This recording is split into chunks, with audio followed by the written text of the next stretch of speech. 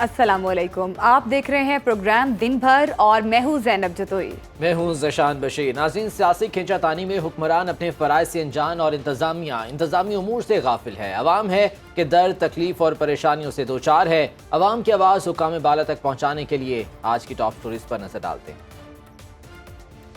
लाहौर में parking mafia दर्द sir बन गया। कहीं गैर कानूनी पार्किंग तो कहीं over charging. Lahore parking company ने कार और मोटरसाइकिल की फीस बढ़ाने की तैयारी कर ली।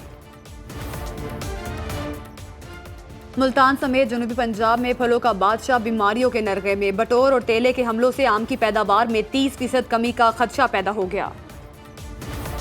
पाकिस्तान में 1 लाख से ज्यादा बच्चे थैलेसीमिया में मुब्तला। पाकिस्तान में सालाना 5000 बच्चे खून की बीमारी का शिकार होने लगे।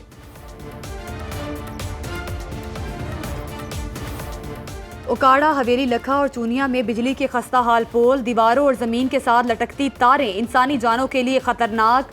वापडा इंतजामिया की गफलत।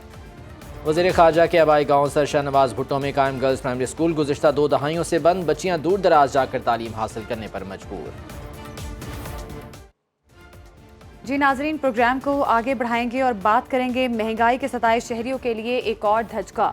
आपको बताएं कि चौक सरवर शहीद का इकलौता पार्क इंतजामी गफलत का शिकार। पार्क के इर्द गिर्द भी गंदगी के ढेर। शहरी सेहत अफजा सरगर्मियों से महरूम हो चुके हैं।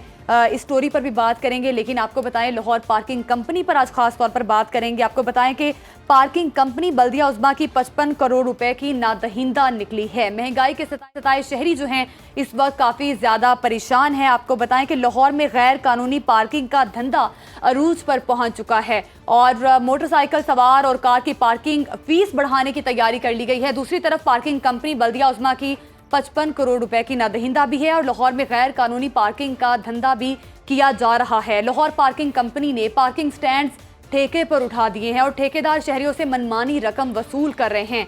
पार्किंग स्टैंड्स पर ओवर चार्जिंग की शिकायत अपनी जगह मौजूद हैं, मगर सड़कों पर पार्किंग साइट्स की निशानदेही कोई निशानात या साइन बोर्ड्स नहीं है। सड़क पर 2 की बजाय 3 कतारों में मोटरसाइकिलें खड़ी करके ट्रैफिक के मसाइल अलग से पैदा किए जा रहे हैं। लाहौर में पार्किंग स्टैंड्स पर मासूम शहरियों से ओवर चार्जिंग बारे इस मजीद जानते हैं हमारे आजम हमारे साथ मौजूद हैं। आजम, बताएगा क्या सूरत हाल है मजमूई तौर पर? कि यूँ तो बहुत से मसाइल हैं, लेकिन पार्किंग का मसला ऐसा है जो हमेशा से सुलगता रहा है, लेकिन बदकिस्मती से इसका कभी कोई मुनासिब हल नहीं मिल सका। लाहौर की हर बड़ी सड़क, हर बड़ी शाहराह पर आपको जा मोटर बाइक्स और गाड़ियों की पार्किंग तो नजर आएगी और इस हद तक के शायद सड़क को रोककर या बंद करके भी गाड़ियां और मोटर बाइक्स पार्क कर दी जाती हैं। यही पार्किंग जो इल्लीगल है, इस इल्लीगल पार्किंग पर भी ओवर चार्ज किया जाता है। ये ओवर चार्ज करने वाले लोग कौन हैं और वो लोग जो लाहौर पार्किंग कंपनी के मुलाजमीन हैं, इनके मसाइल क्या हैं? इन्हें तनख्वाहें नहीं मिलती, इन्हें अच्छी नौकरी क्यों नहीं मिलती? ये कौन लोग हैं, ये कहाँ से आते हैं? आइए आपको दिखाते हैं। 10 रुपए की टिकट है, बाकी जो ऊपर के 10 रुपए हैं वो कहाँ जाते हैं? वो सारी ये मालक ही लेते हैं, हम तो वर्कर बंदे हैं, हम तो कुछ नहीं। हमारी 800 रुपए दिहाड़ी लेते 20 रुपए 20 रुपए दे रहे। मैं 3-4 दिन से आ रहा हूँ। ये एक बुक कितने की है, कितनी मालियत की है? ये सर पर्ची है ना, एक बुक कितनी मालियत की है? ये सर बनती है 2000 रुपए की। 2000 रुपए की 4 लगाते हो? ये मैं लगाता हूँ 4-5 4-5 नहीं 10,000 रुपया। 10,000 रुपया डेली का आप कमा कर ठेकेदार को देते हो? ये सर मुझे मिलती है दिहाड़ी मेरी 800 रुपया। 800 रुपया दिहाड़ी। ये इलीगल है, ये रोड के ऊपर लगी हुई है? ये साहब हम तो वर्कर। कितनी लाइनें यहाँ पर जायज है? साहब हम तो परदेसी बंदे हैं, वर्कर। कितनी लाइनें कितनी जायज है यहाँ पे? यहाँ पे 2 लाइनें लगती हैं। ये वाली जो पीछे वाली 2 जायज है, ये 2 इलीगल है। ये वाली लगती है अंदर वाली, एक लाइन, एक ये वाली लगती है। 2 बाहर वाली 2 नाजायज है। सर वो नाजायज है, वो ये लगवाते हैं ना, अफसर लोग लगाते हैं, हम तो माड़े बंदे हैं जी। हमारे 2 महीने की तनख्वाहें नहीं है, अभी नहीं आई। नहीं मिली? नहीं मिली। अच्छा, क्यों? पता नहीं। आप तो रोज पैसे दे रहे हैं सुपरवाइजर को? नहीं, हमें महीने बाद पे मिलती है। वो तो रोज लेके जाते हैं ना, वो तो 10 रुपए का हिसाब ले जाते हैं ना हमसे, कापी का 1000 रुपया लेके जाते हैं, लेकिन हमें तनख्वाह नहीं मिल रही। अभी आप आखिर टावर चले जाए, वहाँ पे आपको अंदर नहीं घुसने देंगे। आपने उनसे एहतजाज नहीं किया कि हमारे पास 8 बंदे के लिए टर्मिनेट कर दिए? ये क्या तनख्वाह मांगने पे? हाँ जी। अपना हक मांगने पे? हाँ जी। क्यों? पता नहीं, आप पूछे उनसे जाके। उनके लिए नाजायज पैसे कमा के आप दें और आप जब अपना असल हक मांगे तो आपको टर्मिनेट कर देते हैं? हाँ जी, टर्मिनेट कर देते। ये 10 रुपये लिखा हुआ, कितने पैसे? 5289 20 दिए। 10 रुपये लिखा हुआ ऊपर, आपने उसको कहा नहीं? हाँ? आपने कहा नहीं 10 रुपये लिखा हुआ? क्या कहें अब उसको, वरना वो लगाने देगा यहाँ पे। ये सर 10-10 रुपये करके अपना हक छोड़ते रहेंगे, नजायज़ देते रहेंगे तो बहुत पैसे बन जाएंगे यार यहाँ का इतना इशू नहीं, अंदर जाके देखे जो अंदर क्या मसले हैं? अल्लाह माफ करे, बदतर हाल है, बस इतना कहूँगा।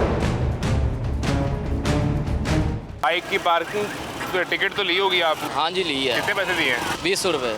मैंने भाई से कहा लेकिन उन्होंने कहा जी आप बाइक यहाँ पे ना खड़ी करें। अच्छा या 20 रुपये? मैंने कहा जी 10 रुपये लिखा हुआ हाँ, हाँ। है। नहीं जी हमने 20 लेने हैं। तो फिर कितने पैसे दे गए हैं? और उसके साथ लड़ते हैं, तो लड़ाई भी करते हैं यानी उसके ऊपर लड़ाई? एक तो चोरी, ऊपर से बदमाशी। बदमाशी देखनी है आपने तो अभी ट्राई करें। आपने रोड पे बाइक लगाने के भाई पैसे हमें कैसे क्या दे दिए? पता है, ये तो आप नादरा वालों से पूछे ना, जो आला ऑफिसर हैं उनसे पूछे ना, उनसे पूछे। सड़क पे कब्जा किया हुआ है, उन्होंने लगवाई है ये पार्किंग? उन्होंने लगवाई है। और अल्लाह वास्ते थोड़ी हमने पैसे देने हैं इसके, कितने पैसे दिए हैं?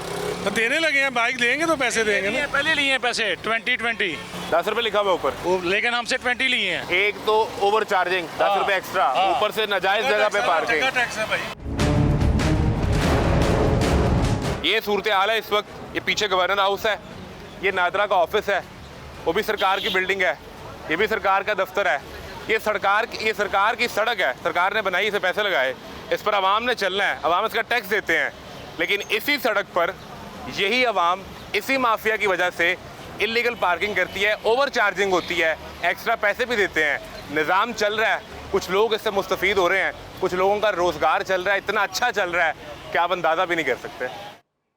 लाहौर शहर में गैर कानूनी पार्किंग स्टैंड्स की भरमार है। सूबाई दारुल हुकूमत में लाहौर में ट्रैफिक और पार्किंग के मसाइल की कमी के लिए बनने वाले 11 पार्किंग प्लाजे इल्तवा का शिकार हैं, जिससे इनका तखमीना लागत भी 3 अरब से बढ़कर 18 अरब रुपए तक पहुंच चुका है। तखमीना बढ़ने का वर्किंग पेपर गुज़िश्ता साल मेट्रोपॉलिटन कॉरपोरेशन को इरसाल किया गया था। दूसरी जानिब शहर में गैर कानूनी पार्किंग स्टैंड्स की तादाद 50 के करीब पहुँच चुकी है। लाहौर पार्किंग कंपनी कब वजूद में आई और इसकी कारकर्दगी के बारे में देखते हैं ये रिपोर्ट। लाहौर पार्किंग कंपनी बल्दिया उस्मा के 55 करोड़ रुपए की नादहिंदा है, जिसकी वजह से कंपनी ने रेवेन्यू में इजाफे के लिए पार्किंग फीस बढ़ाने का फॉर्मूला तय कर लिया। बोर्ड ऑफ डायरेक्टर्स की मीटिंग में मोटरसाइकिल की पार्किंग फीस 10 रुपए से बढ़ाकर 20 रुपए और कार पार्किंग की फीस 30 रुपए से बढ़ाकर 50 रुपए करने की मंजूरी दी है। पार्किंग फीस में इजाफा महकमे बल्दियात पंजाब की मंजूरी से मशरूत है। दूसरी तरफ मेट्रोपॉलिटन कॉरपोरेशन ने कंपनी से अपनी वाजिबुल अदा रकम का मुतालबा कर रखा है। लाहौर पार्किंग कंपनी ली पार्क पब्लिक लिमिटेड कंपनी है, जिसके कयाम का मकसद पार्किंग स्टैंड्स को जदीद खतूत पर चलाना था। सरकारी रिकॉर्ड के मुताबिक इब्तदा में लाहौर में छोटे बड़े 198 पार्किंग स्टैंड्स थे, जिनसे मेट्रोपॉलिटन कॉरपोरेशन को सालाना 6 करोड़ 70 लाख रुपए आमदनी होती थी। उस वक्त मोटरसाइकिल की फीस 5 रुपए और कार की पार्किंग फीस 10 रुपए थी। गुज़िश्ता दहाई में लाहौर में आबादी में इजाफे के साथ गाड़ियों की तादाद में भी तेजी से इजाफा हुआ। एक मोहतात अंदाजे के मुताबिक गुज़िश्ता 7 सालों में पार्किंग कंपनी पुराने निर्खों पर भी रेवेन्यू इकट्ठा करती तो अब तक 550 मिलियन रुपए सालाना आमदनी हासिल कर चुकी होती। पार्किंग कंपनी के रेवेन्यू में कमी की वजह समझ से बाहर है।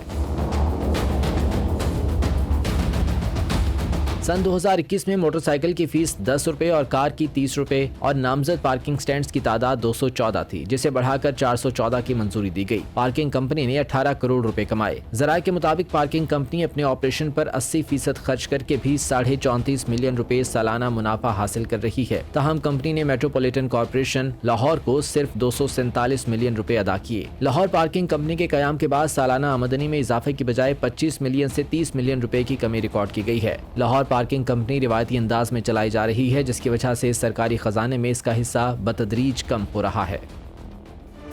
रिपोर्ट आपने देखी। इसी तमाम तर मामले पर बात करने के लिए हमारे साथ मौजूद हैं नुमाइंदे खुसूसी अली शराज और वज़ीर बल्दियात पंजाब इब्राहिम हसन मुराद भी हमारे साथ मौजूद हैं, उनसे भी इस बारे में बात करेंगे। अली शराज, पहले आपकी जानिब आते हैं, ये बताइएगा कि हर गुजरते दिन के साथ पार्किंग के मसाइल में मज़ीद इजाफा होता चला जा रहा है और जो पार्किंग कंपनीज की आमदनी है वो बढ़ने की बजाय घटती चली जा रही है, इसकी क्या वजह है? जी, इसकी सबसे बड़ी बुनियादी वजह तो ये है कि लाहौर के अंदर क्योंकि पार्किंग प्लाजे तैयार किए जाने थे और क्योंकि लोगों का रश अब बढ़ता जा रहा है, आबादी के लिहाज से लाहौर शहर एक बड़ा शहर बन चुका है और यहाँ पर पार्किंग के हिसाब से उस तरह से प्लाजे नहीं बनाए गए और जिनकी वजह से लोग सड़कों पर पार्किंग करने पे मजबूर हो गए हैं। और दूसरा अलमिया ये है कि जो भी आपके पार्किंग स्टैंड अप्रूव्ड हैं या गैर कानूनी हैं, वहाँ पर जब आप पार्किंग लगाते हैं तो अगर आपको 2 लाइन की इजाज़त है तो वहाँ पे 3 से 4 लाइनों तक जो है वो पार्किंग लगा दी जाती है, जिससे आधा आधा रोड जो है वो पार्किंग की जद में आ जाता है।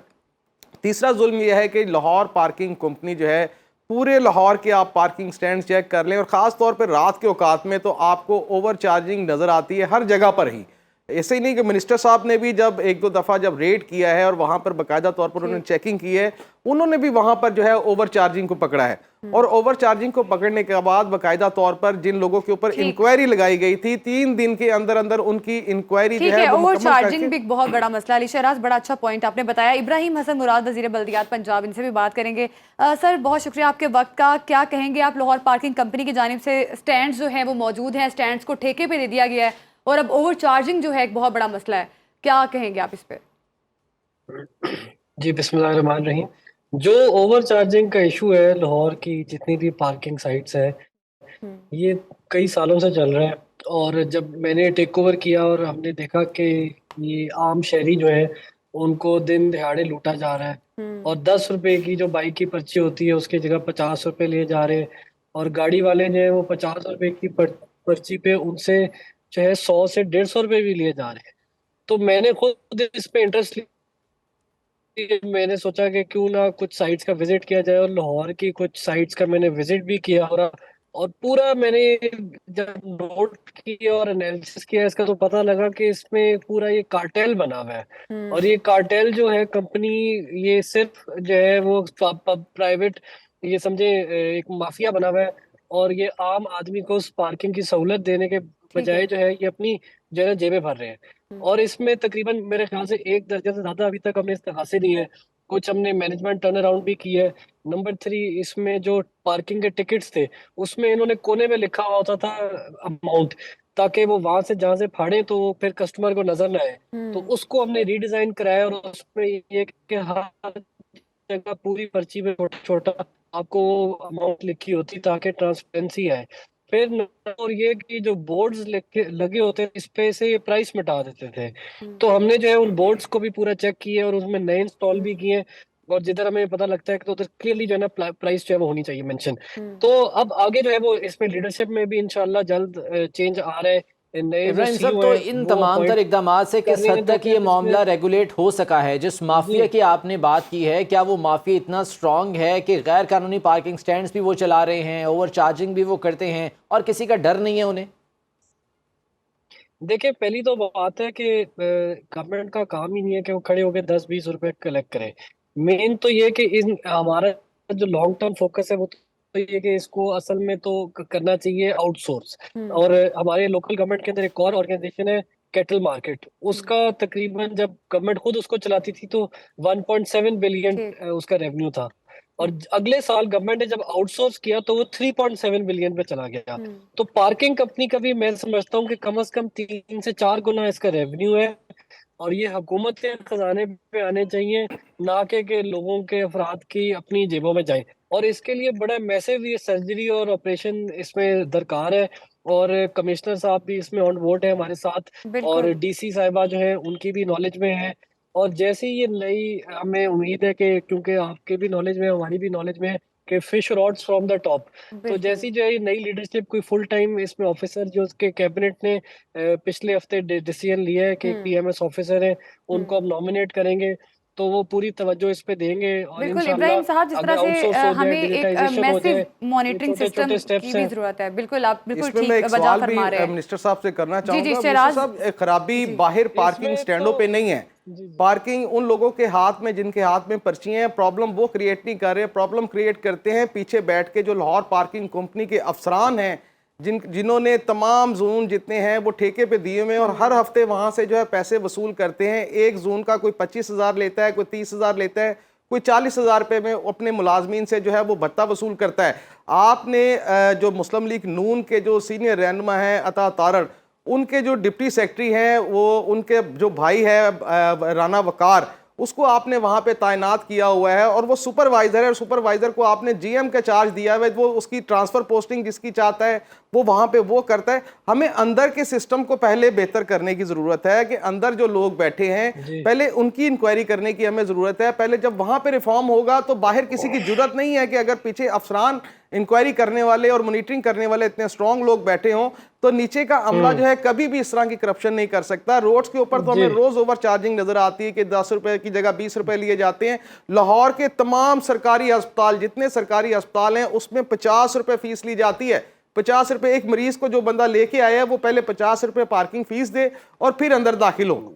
इसी तरह किसी भी जगह पे आप कम बता रहे हैं जी, बिल्कुल। आपको अंदर का जो निजाम है, जो लाहौर पार्किंग कंपनी के अंदर की करप्शन है, सबसे पहले उसको खत्म करने की हमें अशद जरूरत है मेरे ख्याल में।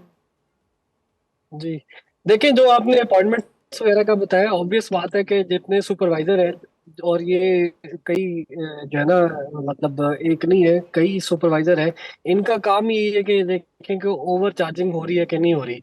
और अगर हर जगह ओवर चार्जिंग हो रही है और अगर सुपरवाइजर्स भी उधर मौजूद है, इसका ये मतलब है कि ये अकम्प्लिस है, इनके साथ मिले हुए हैं। और हमने जब उधर स्पॉट विजिट किया और हम जो लोग उधर आदमी कलेक्ट कर रहे थे पार्किंग के चार्जेस, उनसे पूछा कि तुम किसके कहने पे ओवर चार्जिंग कर रहे हो, तो उन सब ने स्टेटमेंट दी कि हम ये सुपरवाइजर के कहने पे कर रहे हैं। तो ये जो है एक ऑब्वियसली उसके खिलाफ फिर एक्शन भी लिया गया, उनको सस्पेंड भी किया गया, उनके खिलाफ FIR भी दी गई है। और कुछ स्पेसिफिक जिस तरह आप ये बता रहे हैं, फिर इदारे को ठीक करने के लिए जिस तरह से अभी अली शराज ने बात की है कि रिफॉर्म्स करने के लिए क्या कोई इकदाम उठाए जा रहे हैं अब इस सिलसिले में? जी, मैंने भी बताया था कि सबसे पहले तो देखें, इन्होंने पर्ची के ऊपर ना एक कोने पे लिखी होती थी अमाउंट, तो हमने पर्ची को रीडिजाइन किया जिसमें हर जगह जो है वो जो वैल्यू है वो नजर आती है। नंबर 2, जो साइन बोर्ड होते हैं, जिधर आप फर्ज करें गाड़ी लगा के देखेंगे कि क्या चार्जेस हैं, उस पे इन्होंने प्राइस मिटाई हुई होती थी, तो उस पे भी हमने सख्त एक्शन लिया और काफी जो है ना जगहों पे प्राइस माजरत के साथ ये लिखने लिखाने की तो बात ही नहीं है ना। अगर पर्ची पर 10 रुपए लिखा हुआ है तो वो वहां पर 20 रुपए मांग रहे हैं, वरना वो कहते हैं आप यहाँ पर पार्किंग ना करें। तो ये तो मसाइल ही और हैं इनकी। जी बिल्कुल, आप सही कह रहे हैं, पूरी इनकी बदमाशी है। और उधर एक हमने स्टूडेंट को पकड़ा, उसको कहा कि तुमने इनको कहना है कि जितना आपने डिस्प्ले किया हुआ है उतने ही हम पैसे देंगे। और वो उनकी उधर जो है ना लड़ाई शुरू हो गई, और हम उधर पहुंचे तो फिर हमने जाके उनको छुड़ाया आपस में। और उसने यही कहा कि मैं तो मजबूर हूँ, मुझे तनख्वाह नहीं मिल रही। जब उसकी सैलरी चेक कराई तो वो उसको मिल रही थी। तो ये इनके ना बड़े डीप रूटेड इश्यूज हैं, और मैं समझता हूँ कि पाकिस्तान के अंदर ही आप बिल्कुल हर इब्राहिम जगह जिस साहब, भी यकीनन पॉइंट में पार्किंग माफिया तो एक बहुत बड़ा मसला है ही, ओवर चार्जिंग भी इसके साथ ही साथ उससे भी बड़ा मसला है। लेकिन अगर बात की जाए कि हमारे पास पार्किंग स्टैंड उस तरह से मौजूद नहीं है जिस तरह होनी चाहिए। एक तो साइन बोर्ड्स मौजूद नहीं होते कि निशानदेही हो सके कि यहाँ पे आप पार्किंग कर सकते हैं। बहुत सारी हम लोग सड़कों पे देखते हैं कि बाइक्स पार्क की होती हैं, गाड़ियाँ पार्क की होती हैं, और जब उनसे पूछा जाता है तो वो कहते हैं कि हमें हमारे इल्म में नहीं है, हमें नहीं पता ये पार्किंग की जगह है या नहीं है, हमने पार्क कर ली है। एक तो साइन बोर्ड्स होने चाहिए, उसके साथ ही साथ 11 पार्किंग प्लाजे भी अल्तवा का शिकार हैं। इस हवाले से भी हमें बताइएगा कि ये प्लाजे बन सकेंगे? जी बिल्कुल। मैंने फैसलाबाद और रावलपिंडी और मुल्तान जब विजिट किया तो DG खान, तो उसमें हमने देखा कि कुछ प्रोजेक्ट्स थे जो कि पार्किंग के रुके हुए थे। और हमने पूरे पंजाब से जो शहर के अंदर जो मेन बाजार है उनके पास अगर ऐसे कोई पार्किंग प्लाजास के प्रोजेक्ट हैं जो कि ऑनगोइंग स्कीम्स में जिनको कंटिन्यू किया जा सकता है, जिनसे शहरियों को जो है सहूलियात मिले, पार्किंग की बेसिक नीड है। और उधर जो उसकी वजह से जो गैप क्रिएट होता है मार्केट में, उसमें आप यकीन करें लोग 2-2, 250-250 रुपए गाड़ी लगाने का ले रहे थे। तो ये सब खत्म होगा तो हम उसको कंपाइल करके इंशाल्लाह हमारी कोशिश है कि हम इनको शुरू कराएं प्रोजेक्ट्स को। ठीक, चलिए इब्राहिम मुराद साहब, एक और छोटा सा सवाल मुझे आपसे करना है। आपने जिन 3 सुपरवाइजरों की बात की कि जब आपने रेड किया वहाँ पे 3 लोगों को आपने मुलव्वस पाया गया, उनके खिलाफ आपने इंक्वायरी भी करवाई। मैं आपके नॉलेज में ये भी लाना चाहता हूँ कि जिनके खिलाफ आपने इंक्वायरी लगवाई थी वो 3 दिन बाद उस इंक्वायरी से जो है बरी हो गए थे। यहाँ पे अलमिया तो ये है क्योंकि वहाँ पर अगर लाहौर पार्किंग कंपनी में बात की जाए तो 11 साल से जो सीनियर मैनेजर वहाँ पे मौजूद है उसको एक साइड पे लगा के सियासी भर्ती करके मुस्लिम लीग नून के जो अता तारड़ हैं, उनके पर्सनल सेक्रेटरी के जो भाई हैं, उनको वहाँ पे भर्ती करवा के वो एक उन्होंने फौज भर्ती कर दी है वहाँ पे। ये सवाल तो आप अता तारड़ साहब से पूछे ना। नहीं, अता तारड़ साहब से मतलब आप वहाँ पे बैठे हैं, आप मिनिस्टर है ना, आप वहाँ पे जिनके खिलाफ आप इंक्वायरी करते हैं वो 3 दिन में क्लियर हो जाते हैं। या तो इंक्वायरी उनकी कमिश्नर ऑफिस में ले आए ना, जो लाहौर पार्किंग कंपनी से ही बंदे पकड़ते हैं वही लोग इंक्वायरी करते हैं, वही लोग उनको बरी कर देते हैं। या तो इंक्वायरी आप अपने पास लाएं या कमिश्नर ऑफिस में इंक्वायरी लाएं, पता लगे कि कौन झूठा है कौन सच्चा है वहां पे। जब वहां पे सिस्टम ठीक हो जाएगा तो ये रोड के ऊपर ऑटोमेटिकली ओवर चार्जिंग बंद हो जाएगी। देखिए, इंक्वायरी जो है ना वो तो ऑब्वियसली ये 2-3 ही मेरे ख्याल से कम 6-7 लोगों पे हुई है और उनकी टर्मिनेशन भी हुई है। और ये एक आदमी अगर आप बता रहे हैं इसको देख लेते हैं क्या है। जहाँ तक मुझे याद है, शायद जो है एक आधे सुपरवाइजर थे जो कि पहले भी टर्मिनेट हुए हुए थे और शायद उनको तो जहाँ तक मेरी इत्तला है कि उनको दोबारा रिलीव कर दिया गया था। और इनको मैंने ये भी कहा था कि आप एक ऐसी डेटाबेस बनाएं जिससे आपको जो लोग आपने किसी करप्शन चार्ज पे या ओवर चार्जिंग पे टर्मिनेट किए उनको दोबारा ना हायर करें, क्योंकि इसमें ऑब्वियसली इनके पास जो है वो दर्जनों नहीं कई हज़ार एम्प्लॉइज़ हैं और वो एक आदमी अगर कहीं आप उसको टर्मिनेट करें वो 2 महीने बाद फिर जॉइन कर ले, तो ये भी इनसे दरख्वास्त की थी और उम्मीद चीज़ें बेहतर भी हुई हैं और मुझे उम्मीद है कि आगे कुछ हफ्तों में बिल्कुल जी, चीज़ें बेहतर भी हुई हैं और आगे मज़ीद मज़ीद बेहतर बेहतरी की उम्मीद भी की जा रही है। और अली शराज हमारे साथ मौजूद थे, हमें पार्किंग माफिया के हवाले से बता रहे थे कि पार्किंग माफिया किस कदर सरगर्म हो चुका है। और हमारे साथ इब्राहिम हसन मुराद साहब भी मौजूद थे और वो हमें यकीन दिहाने थे कि जल्द अज जल्द जो है चीज़ों को मैनेज कर लिया जाएगा, जो पार्किंग सिस्टम है, जो स्ट्रक्चर है, उसको बेहतरी की तरफ लाया जाएगा। प्रोग्राम का सिलसिला आगे बढ़ाएंगे एक ब्रेक के बाद। हमारे साथ ही रहिएगा। वेलकम बैक नाजरीन, अब बात करेंगे थैलीसीमिया पर। थैलीसीमिया जिन्याती अमराज का मजमुआ है जो हीमोग्लोबिन की पैदावार को मुतासिर करता है। थैलीसीमिया के साथ पैदा होने वाले ज़्यादातर बच्चे सेहत के मसाइल का सामना भी करते हैं जो पैदाइश के चंद महीनों से लेकर ज़िंदगी के पहले 2 साल तक जाहिर हो सकते हैं। कम शिद्दत वाले थैलीसीमिया के हामिल अफराद में बीमारी बचपन के आखिर या जवानी के आगाज़ तक पोशीदा रहती है। थैलीसीमिया के इलाज में बच्चों की मुश्किलात और इलाज कैसे होता है इस बारे में जान लेते हैं आयशा मुनव्वर से, जो कि इस वक्त थैलीसीमिया सेंटर में मौजूद हैं। आयशा, बताइएगा इस हवाले से क्या इकदाम उठाए हैं और इलाज के हवाले से क्या खुसूसी इकदाम? अच्छा, जब आपको ब्लड लगता है तो पेन होती होगी? नहीं होती? रोता भी नहीं हो? ओ, ब्रेव हो ना आप।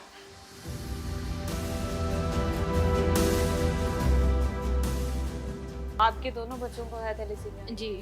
तो कब से है? इनको पैदाइशी है, 2-3 मंथ से हम लोग को पता लग गया था। फिर इनको प्रॉपर ब्लड वगैरह लगता है, हर मंथ से इसको ब्लड ट्रांसफ्यूजन होती है इनकी। तो 1 महीने में कितनी दफ़ा आपको आना पड़ता है? 1 मंथ बाद ही हम लोग लगवाते हैं। अच्छा, तो फिर दोनों बच्चों को है तो इनकी केयर भी फिर वैसे ही होगी? जी। किन मुश्किलात का सामना करना पड़ता है? स्टार्टिंग में थोड़ा सा मुश्किल था हमारे लिए, क्योंकि हम लोग को इसके बारे में बिल्कुल भी आइडिया नहीं है था, लेकिन आहिस्ता आहिस्ता डॉक्टर जैसे जैसे हम लोग को गाइड करते गए हम लोग उनके मुताबिक चलते गए। अब अल्लाह का शुक्र है इतना मुश्किल नहीं होता। बस ये है कि HP जब डाउन होती है तब हम लोग ब्लड लगवा लेते हैं, बाकी मेडिसिन वगैरह हर चीज़ केयर वगैरह करते हैं। तो अल्लाह का शुक्र है एक्टिव है, ठीक है बिल्कुल।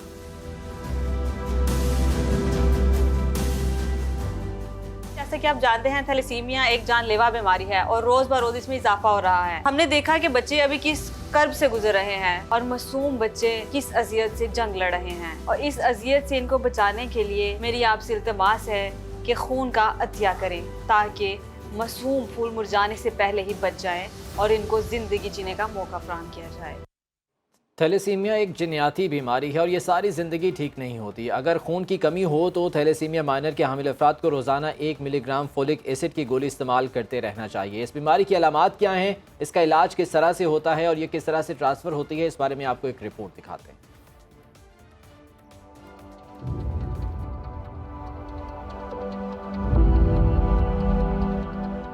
थैलेसीमिया न सिर्फ वबाई बल्कि खून की खराबी का नाम है। इस मर्ज में मुब्तला जिस्म सेहतमंद सुर्ख खुलियात बनाने से कासिर रहता है और खून में सफ़ेद खुलियात की तादाद ज्यादा हो जाती है। ये खून में हीमोग्लोबिन का पैदाइशी नक्स है। मौरूसी मर्ज जीन्स के जरिए वालिदैन से बच्चों में मुंतकिल होता है। बदकिस्मती से थैलेसीमिया का कोई हतमी इलाज ताहाल दरियाफ्त नहीं हो सका। इस मर्ज का शिकार ज्यादातर बच्चे होते हैं और थैलेसीमिया से मुतासिर बच्चों की जिंदगी बड़ी तकलीफ से गुजरती है।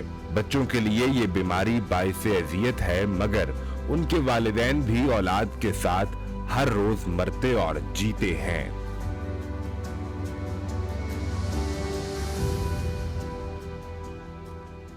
पाकिस्तान के तमाम सूबों खुसूसन खैबर पख्तूनख्वा और सिंध में थैलेसीमिया के बच्चों की कसीर तादाद मौजूद है। पाकिस्तान बैतुल माल की एक रिपोर्ट के मुताबिक पाकिस्तान में तकरीबन 1 लाख मरीज थैलेसीमिया में मुब्तला हैं और हर साल 5000 बच्चे इस मोहलिक मर्ज के साथ पैदा होते हैं। एक अंदाजे के मुताबिक दुनिया में आलमी आबादी का 1.5% यानी 80 से 90 मिलियन लोग थैलेसीमिया में मुब्तला हैं।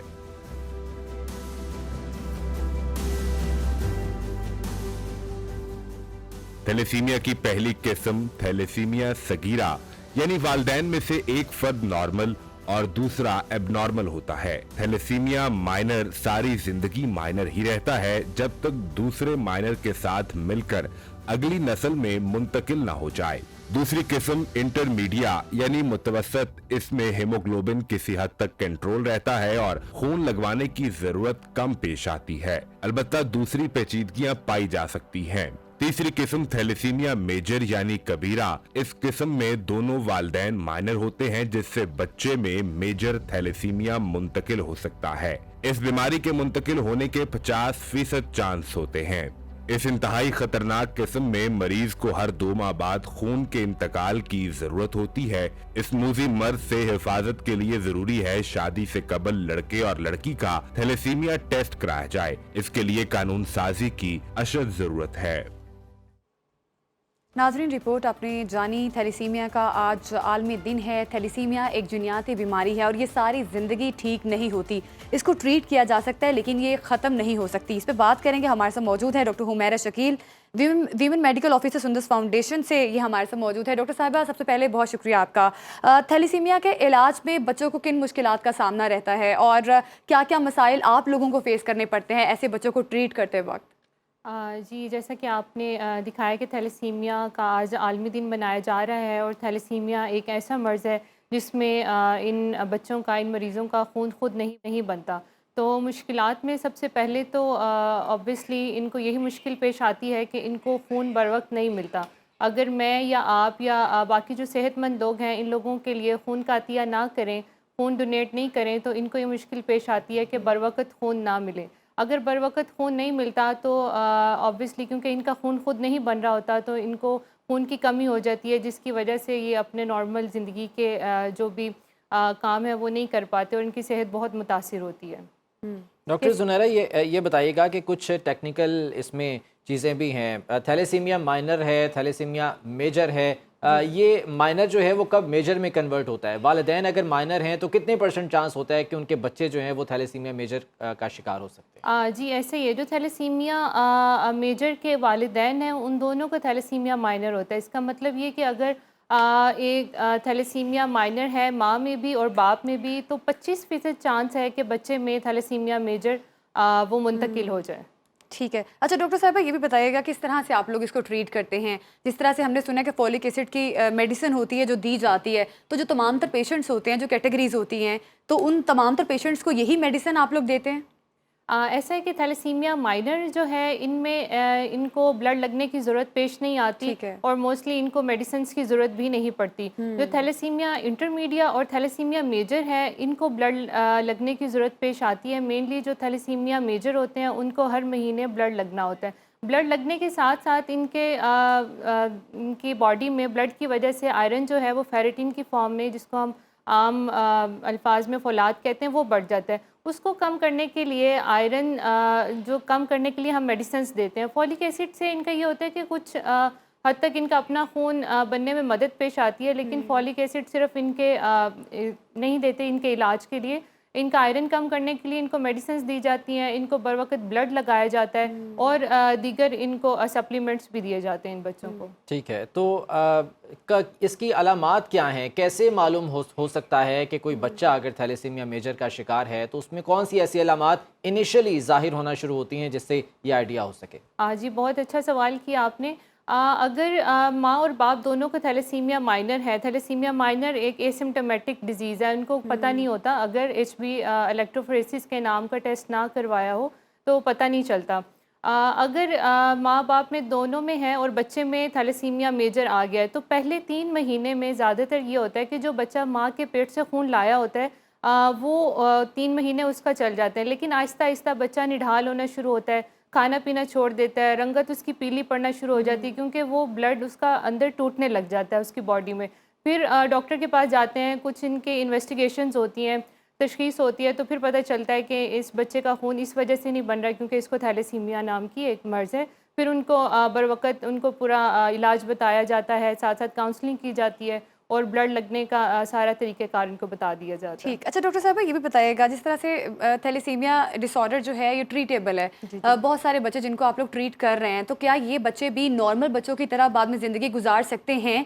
जिस तरह से उनको ट्रीटमेंट दिया जाता है, ब्लड की कमी है तो फोलिक एसिड या ब्लड लगाया जाता है उनको, तो क्या ये बच्चे भी नॉर्मल बच्चों की रेस में शामिल हो जाते हैं बाद में? ऐसे है कि या तो इन बच्चों का इनको हम रेकमेंड करते हैं बोन मैरो ट्रांसप्लांट। अगर वो कामयाब हो जाए तो फिर तो इनको ब्लड लगने की ज़रूरत भी पेश नहीं आती। लेकिन अगर साथ साथ इन बच्चों को हर महीने ब्लड लगता रहे, इनको सप्लीमेंट्स मिलते रहें, इनको आयरन कम करने की अद्वियात टाइम पर मुहैया होती रहें, ब्लड स्पेशली अगर इनको सेहतमंद स्क्रीन प्रॉपर ब्लड इनको मिलता रहे, तो फिर ये बच्चे पढ़ते भी हैं, इन बच्चे अपना बिज़नेस भी करते हैं, जॉब्स करते हैं, इनकी शादियां होती हैं, ये नॉर्मल लोगों की तरह ज़िंदगी अपनी बसर कर सकते हैं। अच्छा डॉक्टर साहबा ये भी बताइएगा कि जिस तरह से माँ बाप से ट्रांसफ़र होता है जीन्स के ज़रिए, बहुत सारी मिसकंसेप्शंस भी पाई जाती हैं थैलेसीमिया के बच्चों को लेकर, और लोगों में ऐसे मिसकंसेप्शंस हैं अभी, तो आप कोई मैसेज देना चाहें आज के दिन में? जी बिल्कुल, एक मैसेज तो मैं ये देना चाहूँगी कि सब लोगों को निकाह से पहले, शादी से पहले अपना टेस्ट करवाना चाहिए, जिसको कहते हैं HB इलेक्ट्रोफोरेसिस। इसमें ये पता चल जाएगा कि जो होने वाले पार्टनर्स हैं उनको थैलेसीमिया माइनर तो नहीं है। अगर थैलेसीमिया माइनर होता है और फिर भी मतलब शादी हो जाती है दोनों पार्टनर्स की, तो फिर जब भी प्रेगनेंसी होगी तो पहले 3 महीने के अंदर प्रेगनेंसी के 3 महीने के अंदर CVS के नाम का एक टेस्ट होता है, वो करवा कर पता चल सकता है कि आने वाला जो बच्चा है उसको थैलेसीमिया तो नहीं है। तो ये हमारे पास टेस्ट अवेलेबल हैं, अगर आप करवाना चाहें तो HB इलेक्ट्रोफोरेसिस से पता चल जाएगा थैलेसीमिया माइनर तो नहीं है, और CVS से पता चल जाएगा कि आने वाले बच्चे को तो नहीं। आगाही का दिन जो हम मना रहे हैं, और ज़रूरत इस अमर की है कि लोगों को इस बारे में भी आगाही दी जा सके कि जो वालिदैन हैं वो भी टेस्ट करवाएं। शादी से पहले भी जो है वो लड़का और लड़की के टेस्ट होने चाहिए, ताकि मालूम हो सके कि इस किस्म की कोई अलामात अगर उनमें मौजूद हैं तो आने वाली जो जनरेशन है उसको महफूज बनाया जा सके। बहुत शुक्रिया डॉक्टर ज़ुनैरा शकील हमारे साथ मौजूद हैं, अमेरिकन फाउंडेशन। इस बीमारी के हवाले से इसकी अलामात क्या हैं, इसका इलाज कैसे हो सकता है, इस बारे में आगाह कर रही थी। बिल्कुल, और थैलेसीमिया एक मर्ज़ है जो कि ट्रीटेबल है, बहुत सारी मिसकंसेप्शंस जो लोगों में पाई जाती हैं, इस हवाले से डॉक्टर साहिबा ने हमें मुकम्मल तौर पर गाइड भी किया और बताया भी कि कितना ज़रूरी होता है कि शादी से कबल अगर ऐसे टेस्ट करवा लिए जाएँ। अगर आपके बच्चे में कुछ आपको ऐसी सिम्टम्स मालूम हो रही हैं या लग रही हैं तो आप फ़ौरन डॉक्टर से रुजू भी करें। तो प्रोग्राम को नाजरीन आगे बढ़ाते हैं, बात करेंगे मुल्तान समेत जनूबी पंजाब में फलों का बादशाह आम बीमारी की जद में आ चुका है। मोहलिक बीमारियों ने आम की फसल के लिए खतरे की घंटी बजा दी है और माहिरीन ने आम की पैदावार में 30% कमी का अंदेशा भी जाहिर कर दिया है। जी हाँ बिल्कुल, बहुत सी ऐसी वजूहात हैं जिसकी वजह से पैदावार में कमी हो रही है और मौसमियाती तब्दीलियों और मुख्तलिफ बीमारियों से आम की फसल कम होने का खदशा ज़ाहिर किया गया है। बीमारियों का तदारुक न होने से रवां साल भी आम की पैदावार में कमी हो सकती है। माहिरीन ने आम के बागों की बेहतर पैदावार के लिए बर वक्त स्प्रे करने की हिदायत की है, ताकि फलों के बादशाह को मजीद भी बचाया जा सके। इसी बारे में मजीद जान लेते हैं, मुल्तान से सैयद ज़ोहेब बुखारी हमारे साथ मौजूद हैं। ज़ोहेब बताइएगा इस बारे में क्या इक़दाम उठाए जा रहे हैं? जनूबी पंजाब भर में फलों का बादशाह आम इस वक्त बीमारियों की जद में है। बटूर और तेले के हमलों से जो है वो पैदावार शदीद मुतासिर होने का खदशा जाहिर किया जा रहा है। इस हवाले से जब हमने ज़राही माहिरीन से बात की तो उन्होंने भी इस खदशे का इजहार किया कि इन हमलों की वजह से जो है वो पैदावार में खासी कमी वाक़ई जो है वो हो सकती है। फ्रूट फ्लाई के जो हमले हैं वो इस वक्त भी आम के बागात में जा रही हैं, जबकि दीगर हालिया जो आंधी हैं उसकी वजह से भी जो है वो खासा आमों का बागात का जो हिस्सा है वो मुतासिर हुआ है। पैदावार के हवाले से बात करें तो ज़राही माहिरीन का ये भी कहना है कि मौसमियाती तब्दीली और हमलों की वजह से जो है वो 30% जो पैदावार है वो उसकी कमी का खदशा भी जो है वो जाहिर किया जा रहा है। क्योंकि जनूबी पंजाब समेत मुल्तान में भी बात करें तो मुल्की पैदावार में आम की पैदावार का 90% जो हिस्सा है वो जनूबी पंजाब से ही हासिल किया जाता है। जी, जो काश्तकार हैं वो भी यकीनन इस हवाले से शदीद तशवीश में मुब्तला हैं, चूँकि मुसलसल इसकी पैदावार में कमी रिकॉर्ड की जा रही है। क्या वजूहात हैं और इससे बचाव के लिए मज़ीद क्या इक़दाम उठाए जा सकते हैं, इस बारे में एक रिपोर्ट देख लेते हैं।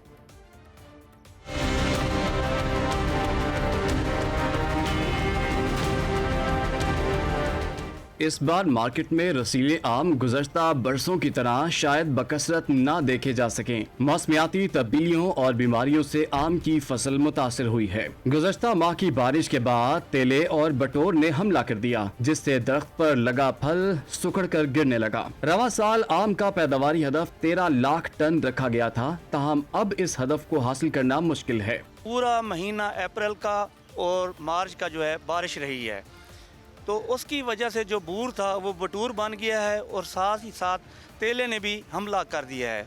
उसकी वजह से आम की फसल को काफ़ी नुकसान पहुंचा है। बच्चे नहीं है, ऊपर कोई नीचे गिर गया है सारा, सही फसल बारिशों की वजह से मुतासर हो रही है आम की। मैंगो रिसर्च इंस्टीट्यूट के माहिरीन ने बागबानों को बरवक्त स्प्रे की हिदायत की है ताकि पैदावार को मजीद नुकसान से बचाया जा सके। जो काश्तकार हैं वो भी इस सिलसिले में अपनी तशवीश का इजहार कर रहे हैं और उनका ये कहना है कि कोई सपोर्ट इस बारे में उन्हें नहीं मिल रही है। क्या कहना है उनका और क्या शिकायत है, उन्हीं की ज़ुबानी आपको दिखा दें।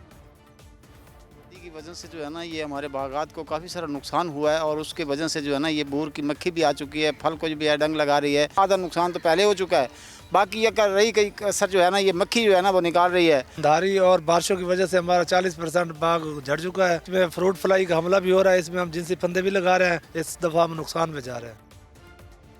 नाजरीन, मौसमियाती तब्दीलियों की वजह से आम की फसल को काफ़ी ज़्यादा नुकसान हो रहा है। बीमारियों का तदारुक ना होने की वजह से ये बहुत बड़ा मसला पैदा हो गया, जिससे आम की पैदावार जो है मुतासिर हो सकती है। इस साल भी माहिरीन ने आम के बागों की बेहतर पैदावार के लिए बर वक्त स्प्रे भी तजवीज़ किया है। जी हाँ, बिल्कुल, इस बारे में मज़ीद भी बात करेंगे एक ब्रेक के बाद।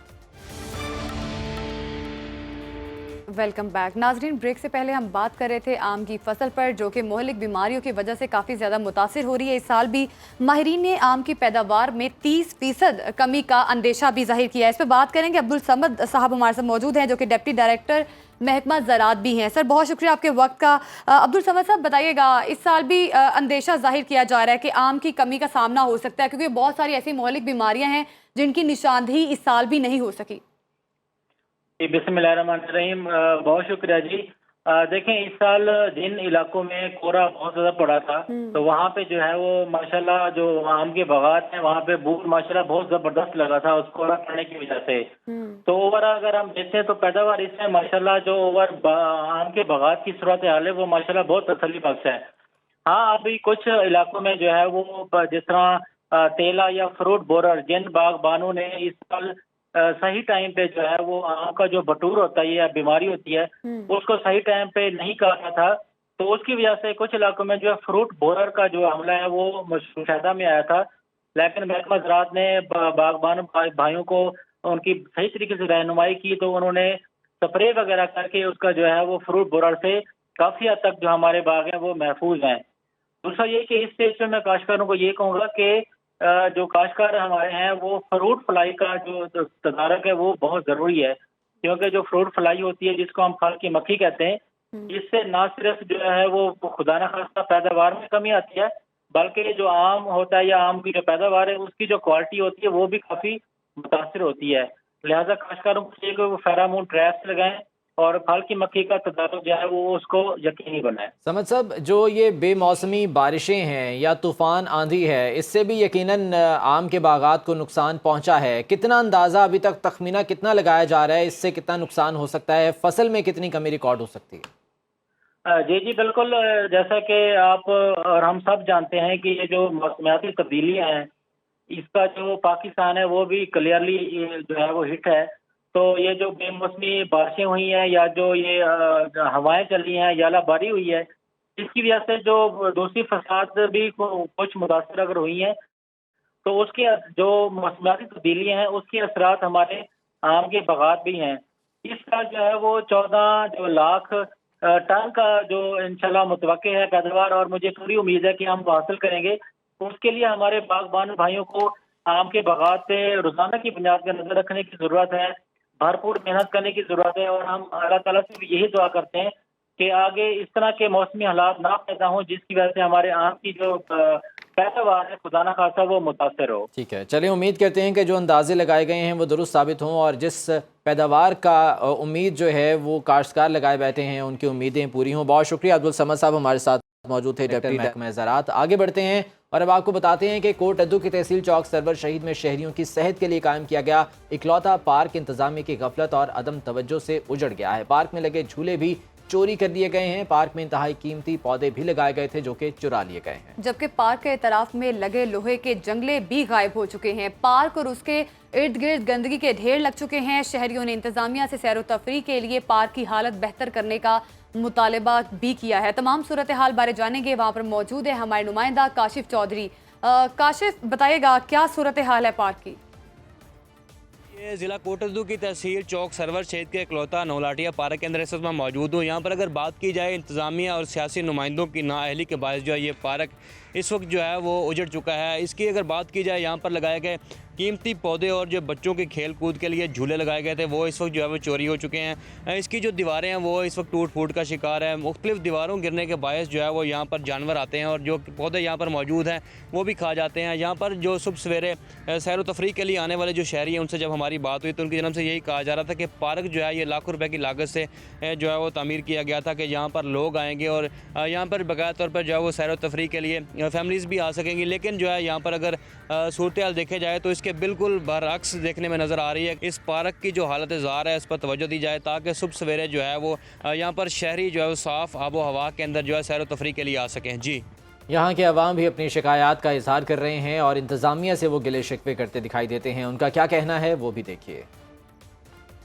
बकरियाँ गाय वगैरह इसमें घुस जाती हैं और बहुत ज़्यादा नुकसान हुआ है। जो नए पौधे लगाते हैं वो भी वो खा जाते हैं। इंतज़ामिया की इंतहाई जो है नाकस कारकर्दगी है, ये अदम तवज्जो के बायस पार्क जो है उजड़ पुजड़ गया है। दीवारें टूटी पड़ी हैं, पौधे जानवर खा गए हैं। तामीर से मुतालबा तो ये करते हैं ना भी पौधे वगैरह लगाए जाएँ, दीवारें बनाई जाएँ, इसका हालत को बेहतर किया जाए। यानी कि नाज़रीन, लाखों रुपए की लागत से ऐसे पार्क बनाए जाते हैं लेकिन इंतज़ामिया की जानिब से इस पर कोई एक्शन ना लेना ये बड़ी परेशान कुन बात है। लोगों की जानिब से यही कहा जाता है कि सैर व तफरीह के लिए हम पार्क जाते थे लेकिन जो पार्क की सूरत हाल है वहाँ पर जो स्टे है वो नहीं किया जा सकता। और कोट अद्दू की तहसील चौक सरवर शहीद शहरियों की सेहत के लिए कायम किया गया था लेकिन शहरी जो हैं ऐसे में काफ़ी ज़्यादा परेशान हैं। कोशिश करेंगे आने वाले प्रोग्राम्स में इस हवाले से फॉलो अप कर सकें और आवाम के ये गिले शिकवे, आवाम की आवाज़ आला ऐवानों तक पहुँचा सके ताकि उनके मसाइल हल हों। आज के प्रोग्राम से इतना ही। अल्लाह हाफिज़।